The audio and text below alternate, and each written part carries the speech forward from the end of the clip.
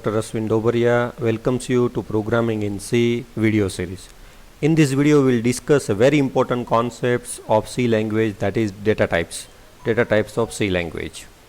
Friends, if we see about the concept of data types, then we know that if we want to write any C program, then we require to declare a variables. And how we can declare a variable? So in a declarations part we require the data type. Now how you can decide the data type of any variables? So according to the value that is to be stored by that particular variable. Suppose if you want to store a number, then number may be having two different types. One is number without decimal and number with decimal. So if you want to manage a number without decimal points, then to declare that variable as a integer. Similarly, if you want to manage a decimal value, decimal number, then you require to declare that variable as a float. So here integer, float, and if you want to store a single character, then character. So this is the data type. So if you want to elaborate the definition of the data type, then during the variable declarations, it is required to mention that which type of data is to be stored in that particular variables, and according to that you have to specify the data type, and that is known as a data type. So in general you can say data type which mention the type of data that is to be stored in that particular variable. For example, here x variable, if we want to store a number like 5, 10, 15 or a 50 or 100 without decimal points, then we will declare as a integer. So here integer, float, character, all are the data type which mention that this particular variable is to be stored this type of data. So compiler can understand at the beginning when the variables are declared, right? It knows that it has to manage integer type of value or a float type of value or a character type of value. Now suppose if we declare in any program, if we declare this kind of three variables like integer x is equal to 5, float y is equal to 3.5, z is equal to character z is equal to single quotation a. So what exactly happen in memory? So in memory the integer variable occupies 2 bytes in a memory, right? And there is a memory location. The name of that location is a variable name like x. The 5 is the value, and every location is having the address that is known as a memory address. And when we declare any variable as a float, then float generally occupies 4 bytes of memory. It means a single float variables occupies 4 bytes of memory, and the character variable occupies the single bytes of memory. So that is the difference between all these three different data types. If we talk about the category of the data type available in C, then basically the data type of C is classified in 3 different classes. First category of the data type is primary, or you can say fundamental or basic data type, or it is also known as a primitive data type. So primitive means you can say native data type also, it's a basic data type. So in previous slide we have seen that integer, float and character, all these 3 are known as a basic data type or primitive data types. After that, the second category of the data type is derived data type. So derived means what? With the help of primitive data type, again we will modify the meaning of that data type and create a new one, that is the derived data types. And the third category is the user defined data types like a structure, union, enum. So that topic we will discuss at the later stage in this video series. But in this video we will discuss how the different basic data types are used in C, and we can use the derived data types. If we elaborate the basic data types in C, then there are main 5 fundamental data types supported by C language, C compiler. First is the integer. So int is the keywords. So when we want to declare any variable as an integer, we have to use the int, not a integer.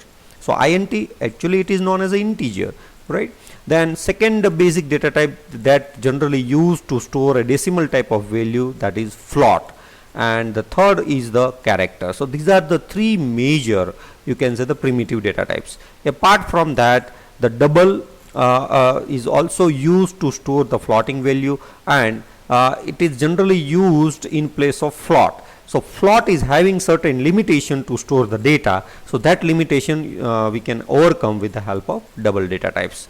And then after the last is the void data type, and void is also known as a valueless data type because the void is not generally used to declare any variable but generally used in the function. So I will explain in detail about the void data type when we reach to the functions concepts. And here the main thing is integer, float and characters.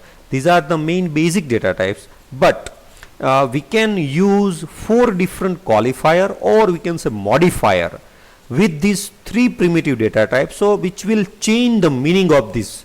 For example, integer, if we declare any variable as an integer like integer x, it means the limit of the x variable is minus 32768 plus 32767. It means if you want to store a 40,000 number or a 50,000, then integer variable cannot be stored beyond 32,000.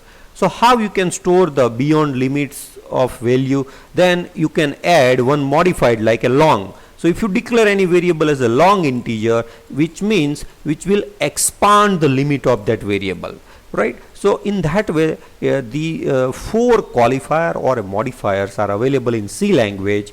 Generally, these all are used with these primitive data types. So basically 3 data types, and if you add these 4 keywords with all these, it becomes 7.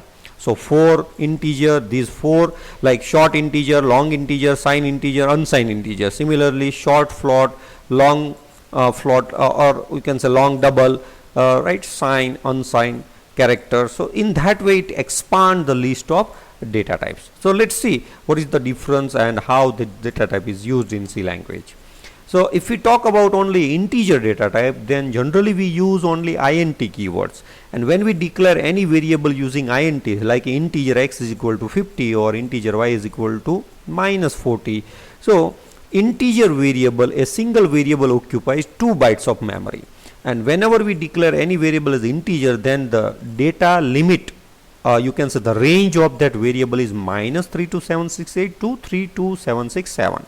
It means we can store the minus value up to this and positive value maximum 32767. But suppose if you want to store 35,000, then 35,000 we cannot store in an integer variable because it is the out of this limit.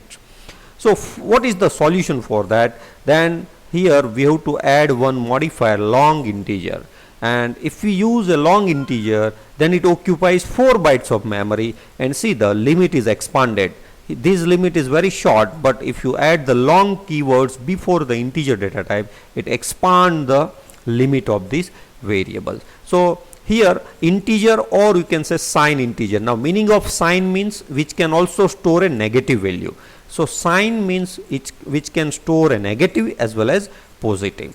So for every data type you have to remember 3 things. First thing is how many bytes is occupied, like a 2 bytes, what is the range of that variable data types, and the format specifier. Generally this format specifier is used in a printf and scanf function. So for integer the format specifier is %d. Now the next, instead of integer, if we write a short integer, so short keyword generally restrict the limits, right? So if we declare any variable like a short integer, then that variable occupies a single byte. It means it reduces 1 bytes of a memory. And if it reduces 1 bytes, then its limit is also very small, like which can store only minus 128 to plus 127. And you can use a %d format specifier. Now what is the use of that? Suppose sometime we want to store a age, and we know that the age cannot be more than 100 kind of things or in a negative.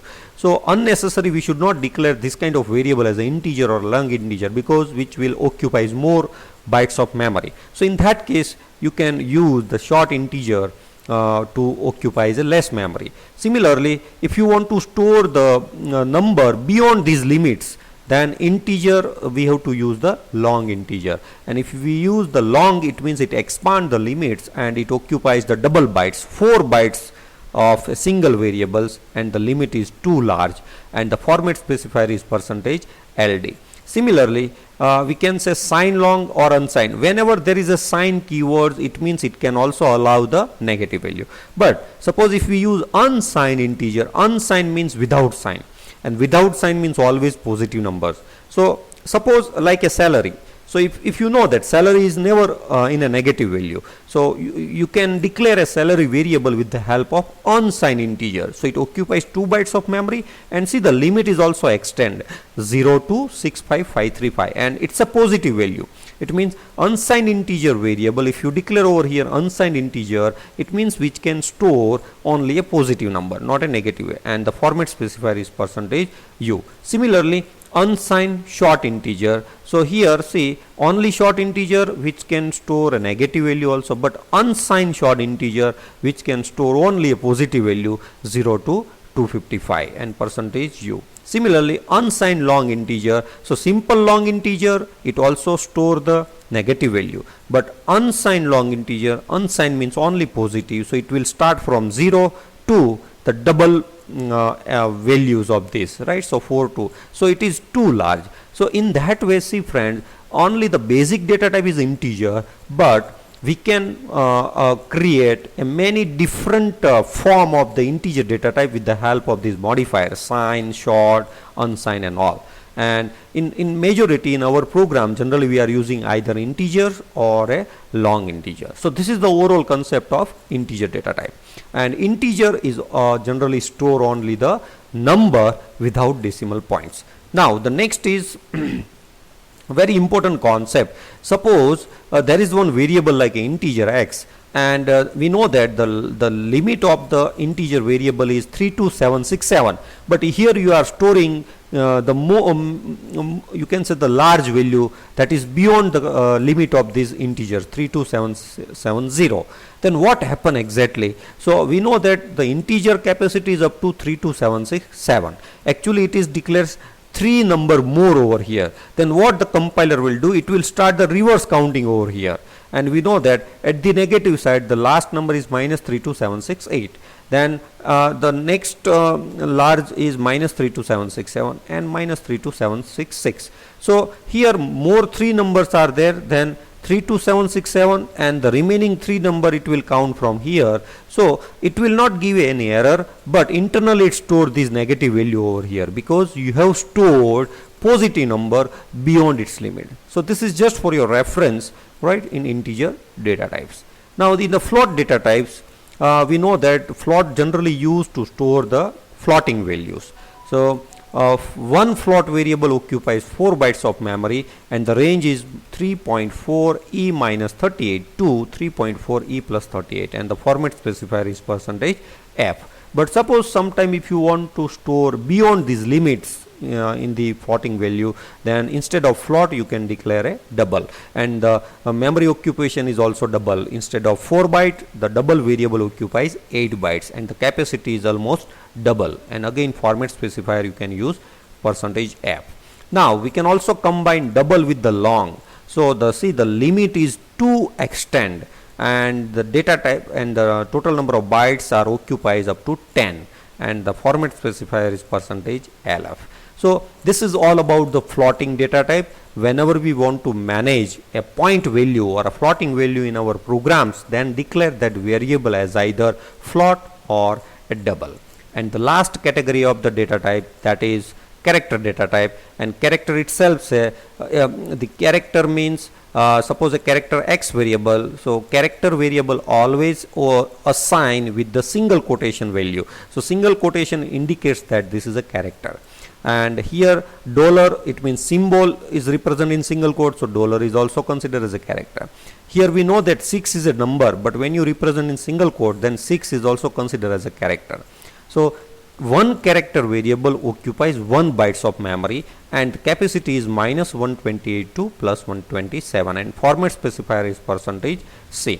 Even we can use sign. Sign means negative value also. If we add unsigned, then it only occupies consider the positive value 0 to 255, and it also occupies 1 bytes of memory. Friends, actually 0 to 255 means when we declare any character variable, internally it store in the ASCII code. The concept of ASCII code we will discuss at the later stage, right? But internally it manages the ASCII code. Every character is having a ASCII code. Suppose capital A, the ASCII code of capital A is 65. Similarly, small a, it's a 97. So the one data type is a character data type which can store a single character at a time.